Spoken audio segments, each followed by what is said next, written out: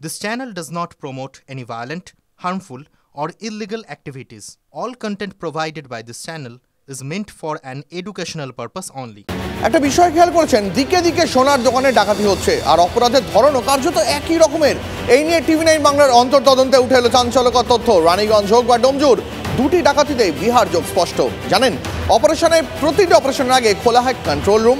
পুরো নেটওয়ার্ক কাজ করছে এই অপরাধের পিছনে। আর কি কি তথ্য প্রকাশ্যে এলো দেখুন। হাওড়ার ডোমজুর থেকে বর্ধমানের রানীগঞ্জ, একের পর এক সোনার দোকানে ডাকাতি হচ্ছে। দুই অপরাধেই মিলছে বিহার লিঙ্ক। TV9 বাংলার অন্তর্তদন্তে সামনে এসছে অপরাধের সংগঠিত নেটওয়ার্ক। সামনে আসছে সুবোধ সিং ওরফে দিলীপ সিং এর নাম। কে এই সুবোধ সিং? 2018 সাল থেকে বেউর জেলে বন্দী কুখ্যাত সুবোধ সিং খুন, তোলাবাজি, অপহরণে অভিযুক্ত। সুবোধের সঙ্গে বিহার ও অন্যান্য রাজ্যের অপরাধীদের নেটওয়ার্ক খুব ভালো। জেলে বসেই সোনার দোকানে ডাকাতির ছক করে এই সুবোধ। কিভাবে হয় ডাকাতি? জেল থেকেই অপারেশন চালায় সুবোধ। সুবোধের লোকজন বড় সোনার দোকান রেকি করে, এলাকার অপরাধীদের সঙ্গে যোগাযোগ করে। বিভিন্ন জেলে বন্দীদের নগদ 5 থেকে 10 লক্ষ টাকা অগ্রিম পাঠানো হয়। অপারেশনের আগে কন্ট্রোল রুম খোলা হয়। লুটের সোনা হিরে হাত ঘুরে পৌঁছয় সুবোধের লোকজনের হাতে। লুটের সোনা 70% দামে নেপালে বিক্রি হয়। ওই সোনা গলিয়ে আন্তর্জাতিক বাজারে বিক্রি হয়। প্রাক্তন পুলিশ কর্তা এবং বর্তমান পুলিশ কর্মীদের একাংশের দাবি হচ্ছে কোথাও একটা মেজর ইন্টেলিজেন্স ফেলিওরের জন্যই এই ধরনের ডাকাতির যখন পরিকল্পনা হচ্ছে, সেই সমস্ত খবর কোথাও পুলিশের কাছে থাকছে না। অর্থাৎ সামগ্রিকভাবে পুলিশের নজরদারির অভাবের জন্যই কোথাও বিহারের দুষ্কৃতীরা পার্শ্ববর্তী রাজ্য হিসেবে পশ্চিমবঙ্গকে সফট টার্গেট মনে করছে। এবং গত কয়েক বছরে অন্তত 10খানা এ ধরনের ঘটনা ঘটেছে, যেখানে স্বর্ণ বিপণী হোক বা স্বর্ণ বন্ধকি সংস্থায় তারা হামলা করেছে এবং কোটি কোটি টাকার সোনা তারা লুট করেছে। গোয়েন্দাদের দাবি, গত কয়েক বছরে নীতিশ জমানায় জেলে বন্দী থাকা বাহুবলীদের অনেকেই ছাড়া পেয়েছে। তারাই ছোট ছোট নেটওয়ার্ক বানিয়ে অপরাধ করছে। ডানলপের একটি সোনার দোকানে লুটসহ রাজ্যের একাধিক ডাকাতিতে সুবোধকে জিজ্ঞাসাবাদ করছে CID। সূত্রের খবর, বাংলা ছাড়াও ছত্তিশগড়, মহারাষ্ট্র, উত্তরাখণ্ড সহ 7 রাজ্যে সক্রিয় সুবোধের গ্যাং। এই দল 100 কোটি টাকার বেশি সোনা লুট করেছে বলে গোয়েন্দা সূত্রে খবর। রানাঘাট বা রানীগঞ্জের ঘটনায় একটা বিষয় স্পষ্ট, যে পুলিশ যথেষ্ট তৎপর এবং দুটো ক্ষেত্রেই দেখা গিয়েছিল যে সেই সময়ে যারা ওইখানে পুলিশ কর্মী হিসেবে পৌঁছেছিলেন তারা রেজিস্ট করেছিলেন ডাকাতদের, এবং পাল্টা মারের দাওয়াইতে এই ধরনের যদি পাল্টা মার আরও কয়েকটা ক্ষেত্রে দেওয়া হয় তাহলে কিন্তু পরবর্তীতে বিহারের দুষ্কৃতীরা আর বাংলাকে সফট টার্গেট মনে করবে না।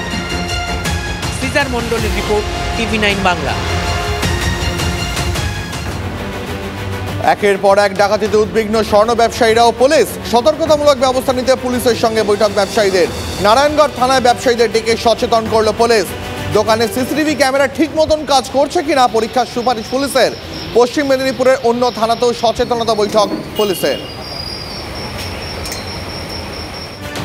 করোনাকালের স্মৃতি নিশ্চয়ই আপনাদের মনে এখনো টাটকা। একটা রোগ যে কি ভয়াবহ আকার নিতে পারে তা আমি আপনি সবাই হাড়ে হাড়ে টের পেয়েছি। এই বঙ্গে আবার আতঙ্ক। এবার আতঙ্কের নাম বার্ড ফ্লু। বাংলা যোগে দ্বিতীয় বার্ড ফ্লু আক্রান্তের হদিশ। 2.5 বছরের ভারতীয় বংশোদ্ভূত শিশুর পর আক্রান্ত উত্তরবঙ্গের 4 বছরের শিশু। ওই শিশু উত্তরবঙ্গের বাসিন্দা, 2.5 বছর তার বয়স। দুটি শিশুর দেহেই বার্ড ফ্লুর পৃথক গোত্রের ভাইরাসের সন্ধান মিলেছে। বার্ড ফ্লুর ওপর নজরদারি চালাচ্ছে স্বাস্থ্য ভবন।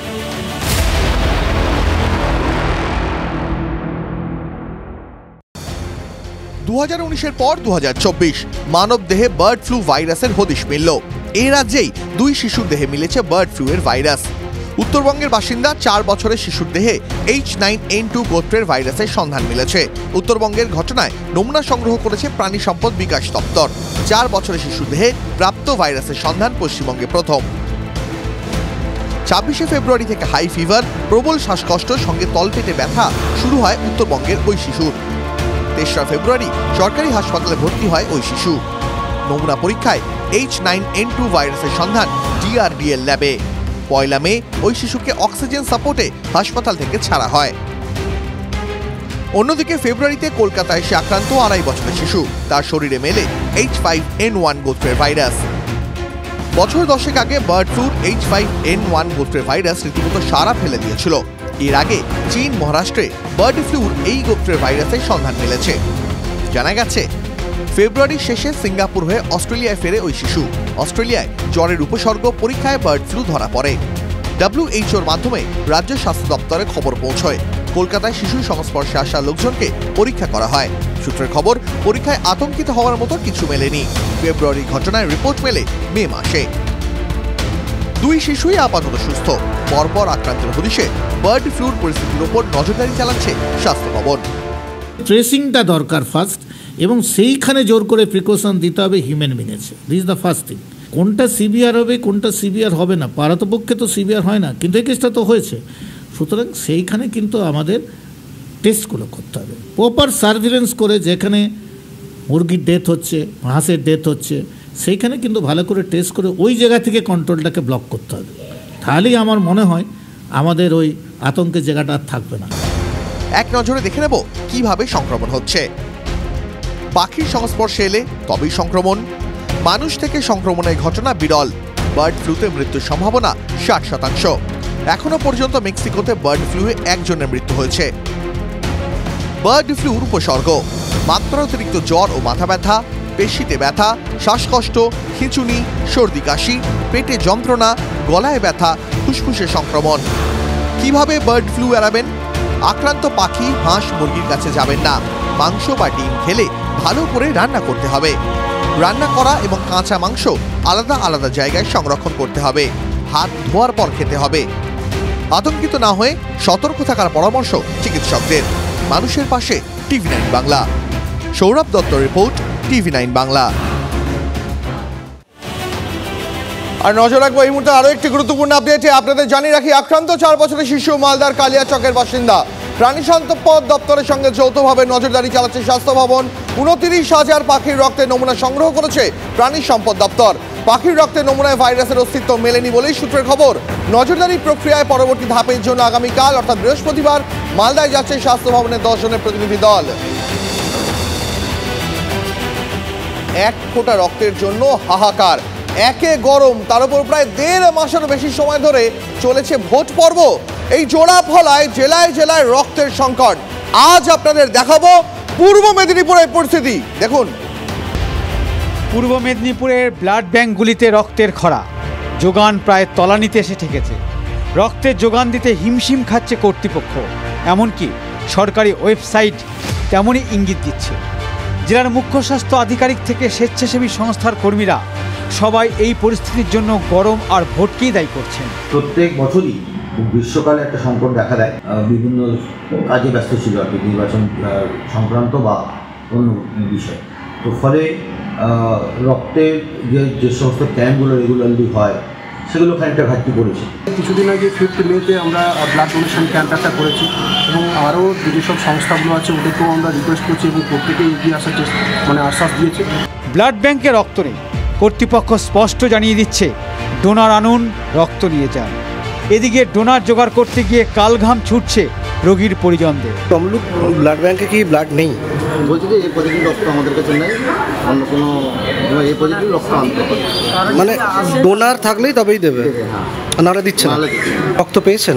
রক্ত পাইনি, কালকে থেকে এসে ঘুরে গেছি, আজকে এসেছিলাম, তো আসতে ওই ডোনার দিতে তবে রক্ত মিলেছে। ভোট মিটেছে, এখন স্বেচ্ছাসেবী সংগঠন এবং স্থানীয় ক্লাবগুলি রক্তদান শিবিরের আয়োজন করলে রক্তের যোগান বাড়বে। জেলা স্বাস্থ্য দপ্তরের আবেদন, রক্ত দিতে ইচ্ছুকরা এগিয়ে আসুন।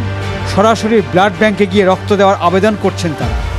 পূর্ব মেদিনীপুর থেকে কনিষ্ক মাইতির রিপোর্ট, TV9 বাংলা। এখন আবহাওয়ার আপডেট। সপ্তাহের শেষে কিছুটা স্বস্তির আশা দক্ষিণবঙ্গে।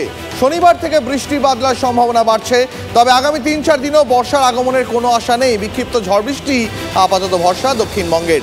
শুক্রবার পর্যন্ত পশ্চিমাঞ্চলে তাপপ্রবাহের সতর্কতা থাকছে। শনি রবিবার নাগাদ 2 থেকে 3 ডিগ্রি তাপমাত্রা কমতে পারে।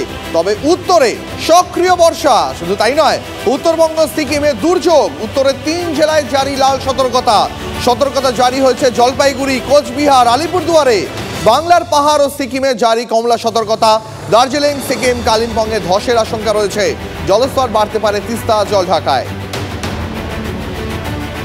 15 তারিখে দক্ষিণবঙ্গের সব জেলাতেই বজ্র বিদ্যুৎ সহ বৃষ্টি, তার সাথে ঝোড়ো হাওয়া 40 থেকে 50 কিলোমিটার প্রতি ঘন্টায় সতর্কবার্তা দেওয়া হয়েছে। 16 তারিখেও আপনার একই ব্যাপার। দক্ষিণবঙ্গের কোনো জেলাতে কোনো রকম হিট ওয়েভ বা সিভিয়ার হিট ওয়েভ বা হট অ্যান্ড হিউমিড ওয়েদারের কোনো সতর্কবার্তা নেই। রাদার দক্ষিণবঙ্গের সব জেলাতে বজ্র বিদ্যুৎ সহ বৃষ্টি, তার সাথে 40 থেকে 50 কিলোমিটার প্রতি ঘন্টায় গতিবেগে ঝোড়ো হওয়ার সতর্কবার্তা দেওয়া হয়েছে দক্ষিণবঙ্গের সব জেলাতে, এবং কলকাতার টেম্পারেচার ডাউন হচ্ছে।